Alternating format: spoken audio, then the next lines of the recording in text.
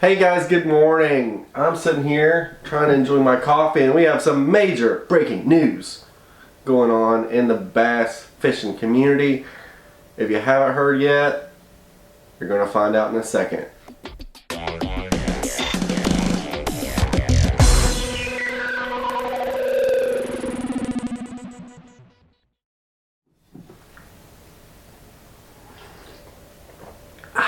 Gotta love that hot bean water. So, like I said, I'm sitting here enjoying my morning coffee, and I pull up my phone, check out the news, and Major League Fishing has acquired Fishing League Worldwide.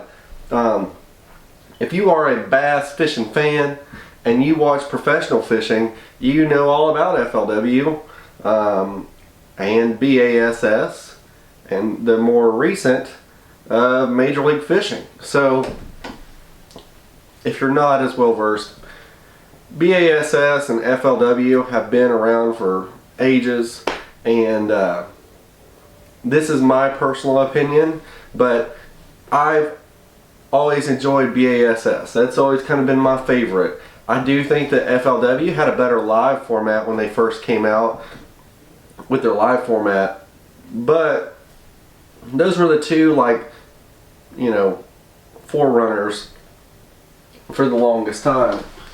So, Major League Fishing was founded by some professional anglers who kind of wanted to change up the sport. They wanted to extend the life of the sport. I think that they saw that the way that things were currently going weren't going to be sustainable in the future. So, one of the co-founders, Boyd Duckett, everybody, if you know professional fishing and you have Duckett rods, you know Boyd Duckett. So, they established it, and it was a different format. It was really made for TV. They had a TV program that they produced, and it was far different than any other fishing format. So Major League Fishing is kind of known for, it's like catch and release basically. It kind of reminded me a little bit of like the kayak fishing community and how they score their tournaments, but it basically is to reduce stress on the fish. So they pull the fish out, they have an official, like a judge, a referee in the boat, and they make sure obviously like it meets whatever state requirements there are for the fish, and then they're able to weigh it, they certify it there, and then they log it in their catches. And it's, you know, they have a couple different things like on weights and how they do the weights, but ultimately like it's all by weight. So you can catch, you know, if it's 100 pounds, you can catch 52 pounders. So that's like far different than the traditional FLW BASS format where you catch your 5 fish limit, and then they put them in the live well, they drive their boat all the way back, and then they go to the weigh-in site, and then they weigh in front of a crowd. So that was founded in 2011. And then recently, I have to remember the year, I put it in here, but Major League Fishing had a split. It was last year. It had been around last year this time. So 2018, and it basically made it to where like the majority of the anglers that fished in Major League Fishing were in BASS. Some big names like Kevin Van Dam fished in BASS, and they basically had to commit. So like a lot of anglers that originally fished professionally in either BASS or FLW committed to only fish Major League Fishing. Now a lot of those anglers will still fish like the BASS Open series, but they committed to MLF. And so one of the main reasons I really wanted to go to the Bassmaster Classic in this year for 2019 was the fact that a lot of these anglers would not be on that stage, especially all of them together in one place. And I think BASS kind of saw the drama in there, and they realized that there were a lot of spectators that really didn't like the MLF format. So if you looked at the BASS, they said big bass, big stage, big dreams. And that's basically calling out that like Major League Fishing really isn't set up for that same kind of format where you have a big stage with a crowd screaming and all that stuff whenever you're weighing in.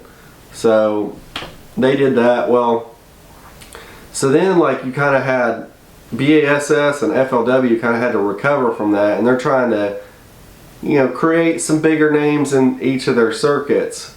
So I don't know. I mean, I'm just going to be honest. I've watched a couple tournaments this year on between FLW Live and BASS Live and that stuff, but I mean, they don't have the names. They don't have the big names in fishing. And I don't know, that does have a lot to do with how entertaining it is to people. I'm not going to say I don't still enjoy watching it, but it's definitely a lot different than it used to be. So that's why, like with this, Major League Fishing acquiring FLW, they put out a press announcement on like what is going to change, but there are a lot of people that are very unhappy because there really used to be 3 pro circuits after all that happened. So you had, you know, you could be a BASS Pro, a FLW Pro, or you could be an MLF Pro. Well, now, like, what happens to those FLW Pros? Like, is the FLW, like, pro circuit more of like a minor league? I don't know. But it's definitely going to shake up the industry. I mean, I think personally that this might be a good funnel to get to MLF, like if you want to fish at that level. But like my biggest thing with FLW is like FLW was kind of the grassroots kind of, you know, area, because like they used to have co-anglers that fish with the pros, and they did away with that, and it's really hard for a professional angler to really move up. If you guys are interested in what's going on, please let me know in the comments what you all think about professional bass fishing and where it's going. It's not the professional bass fishing that I grew up with and enjoyed watching.